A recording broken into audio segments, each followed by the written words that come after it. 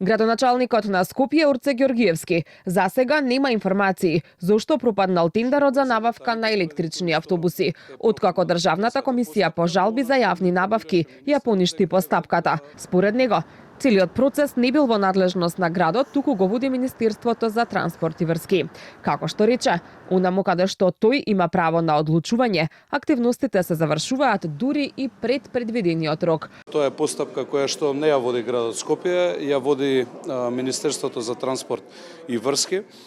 Не знам точно кои се деталите поради кои што е пропадната тендерската постапка, но она што ме информираше министерот дека за брзо време повторно ќе биде објавена поскратена постапка која што ќе трае 20 на дена, новиот тендер, така да верувам дека тогаш ќе биде успешно. Јас и во минатото кажав дека со рокови можам да гарантирам за сите проекти кои што јас ги реализирам како град Скопје, и гледате дека динамиката и темпото на реализација дури е и побрзо од она што сме го ветиле пред граѓани. Од Министерството за транспорт велат дека предметната јавна набавка повторно ќе ја објават согласно законските прописи во најбрз можен рок. Министерството за транспорт преку овој тендер, објавен во февруари годинава, планираше да набави 150 електрични еколошки автобуси и 75 полначи. Согласно планот за набавка, 100 автобуси се наменети за град Скопје, а останатите 50 за општините. Проценитата вредност на целокупната набавка според огласот објавен на Бирото за јавни набавки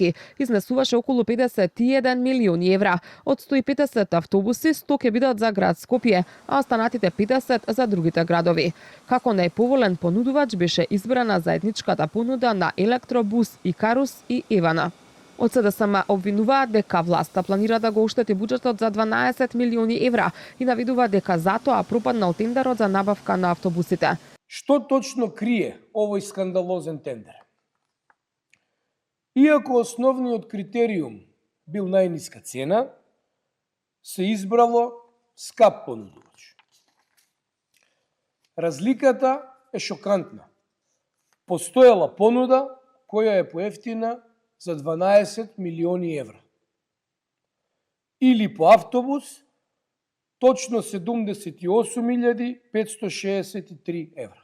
Ова е втор неуспешен обид на владата за набавка на електрични автобуси. Првиот тендер, распишан во јуни минатата година, пропадна бидејќи единствениот пријавен понудувач не ги исполнувал условите.